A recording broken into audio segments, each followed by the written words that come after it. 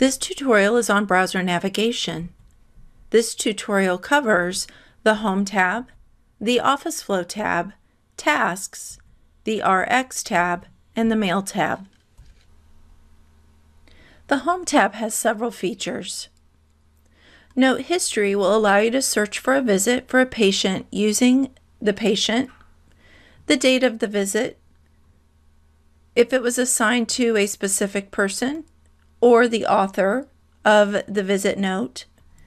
You can also search by type, method, facility, and note status. Once you select a note status and search that status, it will remain sticky.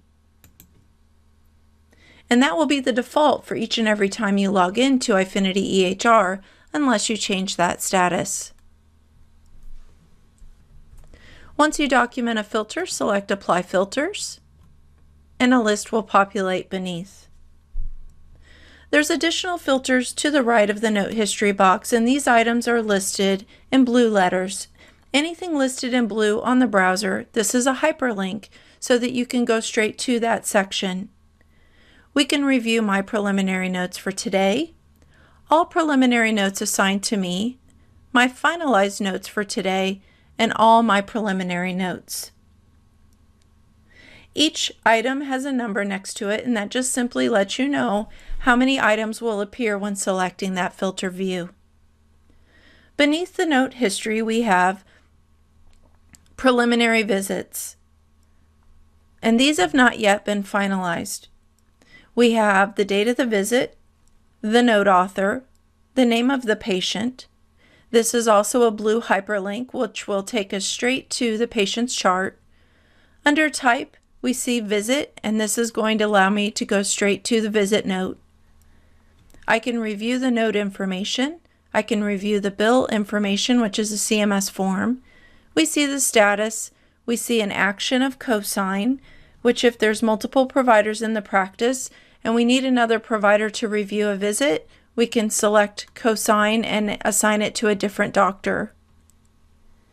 The Office Flow tab will show the room location if assigned to the patient. The Assigned To will let us know if we've assigned it to someone else to review, and also the facility that the patient was seen. There are additional actions on the Home tab that will allow you to pull meaningful use reports, clinical quality measure reports, automated PQRS, there's a MIPS overview, as well as an E&M benchmark. If you are not using call buttons and locations, you will not have an Office Flow tab at the top. This tab will generate once you create call buttons and locations within your administration.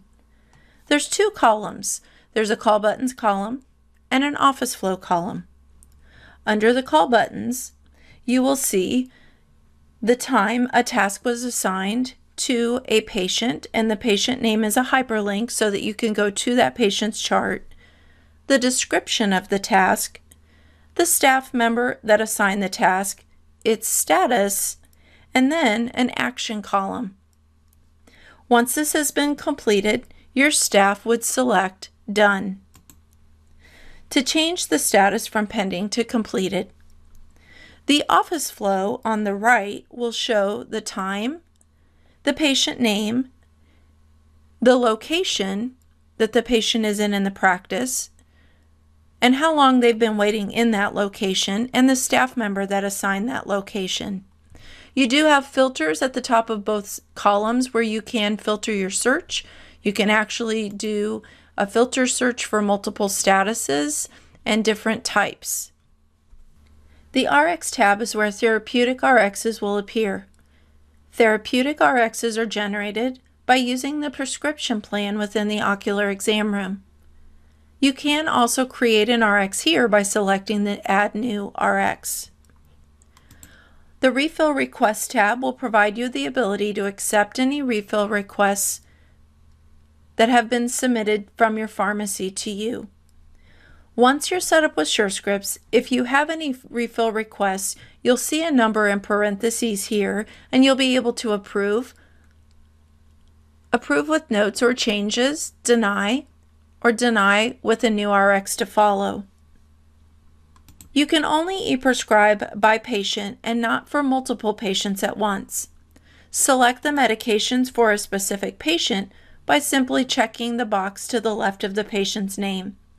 Then select the e-prescribe selected. This will send the Rx to the pharmacy on the patient's account. If your patient doesn't have a pharmacy assigned, you will be able to select the pharmacy right then, and that pharmacy will save back to that patient's chart. You will also have the ability to switch pharmacies for any prescription if necessary. If your patient's pharmacy does not allow for electronic submission, you can also print the selected prescription from here. Once you've printed or submitted the prescription will clear from the screen because it's been submitted. The Rx tab at the top will show two numbers. The first number is the number of prescriptions that are pending and that either need to be printed or e-prescribed. The second number, if listed, will show how many refill requests are pending and need approval from your providers. The Mail tab is intramail. This is not email, and it won't come from a practice email or a patient email. This is for intramail within Eyefinity EHR. You can email staff or even patients.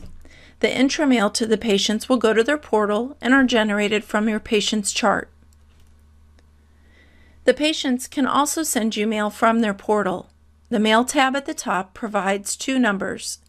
The first number is showing how many intramail that need to be read. The second number is going to show if you've received any direct mail. If I select New Message, here I have the ability to do inter-office mail to coworkers. This is just like any email account but only stays within Eyefinity EHR. Once I select a staff member, I could also carbon copy another staff member if needed. I can select a priority. I can include a patient in the conversation, and then I would document a subject and my message. Once you document your message, select Send. Any mail in the inbox with the word patient in parentheses is coming from your patient portal. I also have the ability to archive email, mark email as read or unread. I can flag an item or unflag an item. You cannot delete the mail, but you can select the box on the left and choose to archive the message. The direct mail on the left will allow you to use direct mail if you're set up through administration to email other providers with encrypted direct mail email addresses. Thank you for listening. We hope you found this tutorial useful. Please visit our support community to view additional tutorials.